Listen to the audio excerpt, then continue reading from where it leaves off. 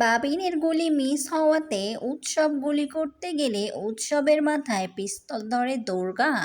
হ্যাঁ দর্শক, এমনটাই দেখতে চলেছেন জগদ্ধাত্রী সিরিয়ালের নতুন আপডেটে। বিস্তারিত জানতে চ্যানেলটিতে লাইক দিয়ে সাবস্ক্রাইব করে রাখার অনুরোধ থাকলো। জগদ্ধাত্রী সিরিয়ালের নতুন আপডেটে আমরা দেখব দুর্গা কৌশিকীকে বলতে থাকে, ওই পৃথা আছে না, পৃথাকে আমি এমন খেলাবো না, ওর খবর করে দিব। কৌশিকী বলে, এই তুই ঠিক করে কথা বলতো, তুই এরকম বেয়াদবের মতো কথা বলিস কেন, সবসময় ঠিক করে কথা বল। তখনই দুর্গা বলে ওঠে, ঠিক করে কথা বলবো, আমি মনে হয় জানতাম যে আমার পদবী মুখার্জি, আমি মুখার্জি বাড়ির মেয়ে, আমার মা আছে, আমার বাবা আছে, আমার কৌশিকী আছে। কৌশিকী বলে, আচ্ছা ঠিক আছে ঠিক আছে, তুই আমাকে আর ইমোশন করিস না তো, তোকে শুধু বলেছি তুই ঠিক করে কথা বল, ঠিক করে কথা বল। তখনই দেখা যায় বৈদেহী দরজা আবারও নক করতে থাকে, বলে, কৌশিকী কৌশিকী দরজা খোলো, দরজা খোলো, এখনও দরজা খুলছো না কেন, আমি বুঝতেছি না তুমি এখনও কেন দরজা খুলছো না। কৌশিকী তখন দরজার কাছে গিয়ে বলে, আচ্ছা খুলছি খুলছি, আর একটু লাগবে, আমি তো বলছি যে আর একটু সময় লাগবে। তখনই সেখানে পৌঁছে যায় মেহেন্দি। মেহেন্দি বৈদেহীকে বলে, কি হয়েছে মম?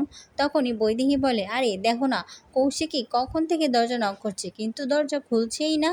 মেহেন্দি বলে, বড়দি এখানে কি করছে? বৈদেহী বলে, ও তো এখানে চেঞ্জ করছে।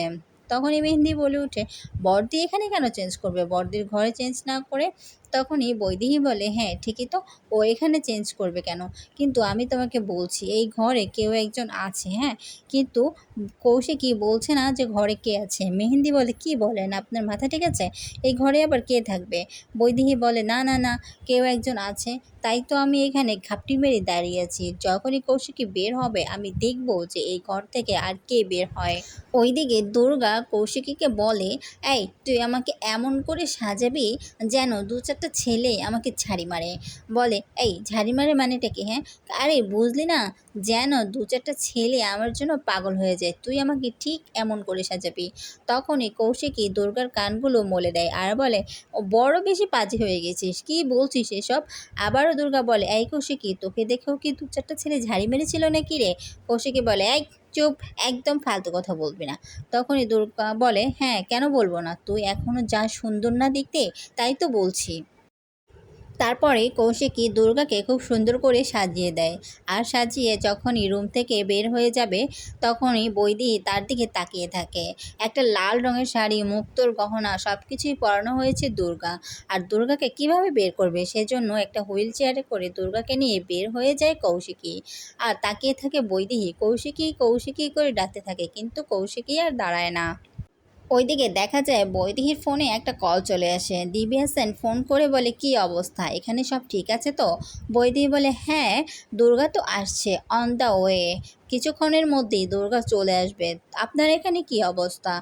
দিব্যা বলে, হ্যাঁ আমার এখানেও ঠিক আছে সব কিছু, এই তো বাবিন চলে এসেছে, তারপরে সন্ধ্যায় আপনাদের এখানে চলে যাব। ওইদিকে কৌশিকী যখন জগদ্ধাত্রীকে বাহিরে নিয়ে যায় তখনই দেখা যায় স্বয়ম্ভু সামনে চলে আসে আর বলে, বড়দি আপনাকে মিস্টার ঘোষ অ্যান্ড গোস্বামী আপনাকে খুঁজতেছে, তারা গিফট নিয়ে এসেছে, অনেকক্ষণ ধরে বসে আছে, আপনাকে খুঁজতেছে, যান আপনি তাদের সাথে দেখা করে আসুন।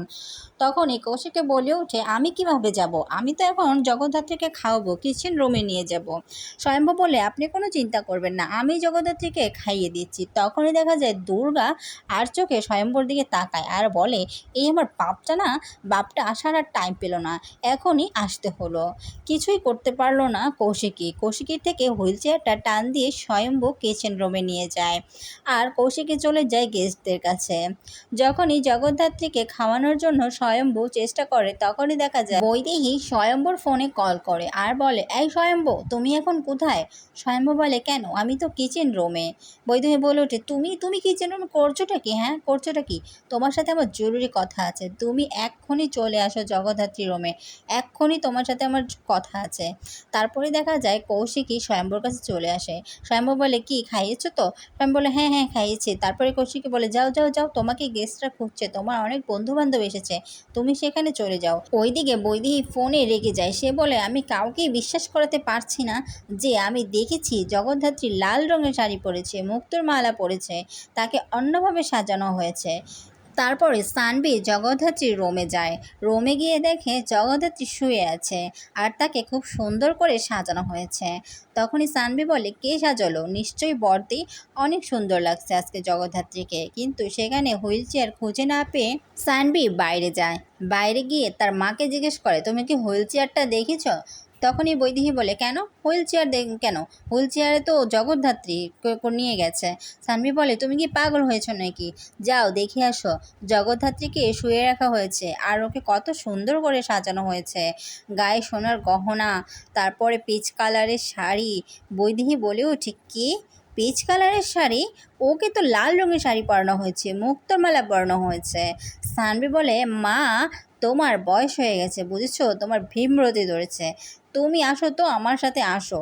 আমার সাথে এসে তারপরে দেখো যে জগদ্ধাত্রীকে কি পরানো হয়েছে।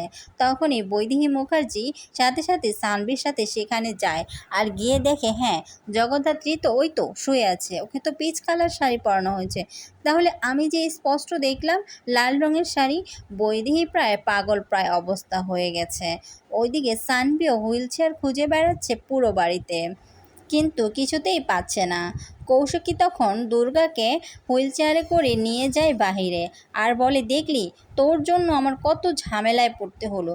তোকে বলেছিলাম যে তুই এখন আসিস না। আর শোন, তোর মাথায় আমি ঘোমটাটা দিয়ে দিচ্ছি, ঘোমটাটা যাতে কোনোভাবেই না পড়ে। ঘোমটাটা পড়লেই কিন্তু কেউ না কেউ দেখে ফেলবে। তখনই দুর্গা বলে, আচ্ছা ঠিক আছে, চল চল চল, তুই আমাকে নিয়ে চল তো। কৌশিকী বলে, হ্যাঁ এখন তো তাড়াহুড়া করবি, তোকে বলেছিলাম বারবার করে যে আসার দরকার নেই।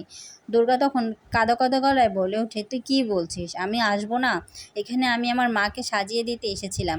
এই যে আমার মাকে আমি সাজালাম, আমার কতটা আনন্দ হয়েছে তুই বল তো। আমি তো কখনোই আমার মাকে নিজ হাতে সাজাতে পারি নাই। আর আমাদের দুজনকে একসাথে দেখে তোর কেমন লেগেছে বল তো? আমরা দুজন কিন্তু দেখতে একদমই সেম সেম, তাই না? কৌশিকী বলে, হ্যাঁ হ্যাঁ হ্যাঁ, তোরা দুজন একদমই সেম সেম দেখতে। কিন্তু এখন আমি তোকে বলছি, আমি তোকে দরজার সামনে নিয়ে যাব, তুই ওইখান থেকে দৌড়ে চলে যাবি, ঠিক আছে? তখনই দুর্গা বলে, আচ্ছা ঠিক আছে, তুই আমাকে নিয়ে যা, আমি ওখান থেকে চলে যাব। আর শোন, সন্ধ্যায় বাবিন চলে আসলে কিন্তু আমিও তখন চলে আসব। তুই কোনো চিন্তা করিস না তোর মেয়ের বিয়ে নিয়ে। আমি আছি না, আমি আমার বোনের বিয়েতে কোনো ঝামেলা হতে দিব না। তখনই দেখা যায় কৌশিকী দুর্গাকে দরজার সামনে নিয়ে যায় আর দুর্গা সেখান থেকে চলে যায়। ওই মুহূর্তে সেখানে চলে আসে সানভি। সানভি এসে হুইল চেয়ারটা খালি দেখতে পেয়ে তাকে বলে, এই দিদি ভাই, তুই এখানে হুইল চেয়ারটা নিয়ে কী করছিস বলতো? আমি কতক্ষণ ধরে এই হুইল চেয়ারটা খুঁজে বেড়াচ্ছি। তখন কৌশিকী কিছু না বলে শুধু হাসতে থাকে আর তার থেকে হুইল চেয়ারটা নিয়ে যায় সানভি। কৌশিকী তখন বলে, উফ বাবা, বাঁচলাম, এই মেয়েটা আমাকে যেই জ্বালান জ্বালায়। হ্যাঁ দর্শক, এমনটাই দেখতে চলেছেন জগদ্ধাত্রী সিরিয়ালের নতুন আপডেটে। ভালো লাগলে আমার চ্যানেলটিতে লাইক কমেন্ট সাবস্ক্রাইব করে দিতে ভুলবেন না।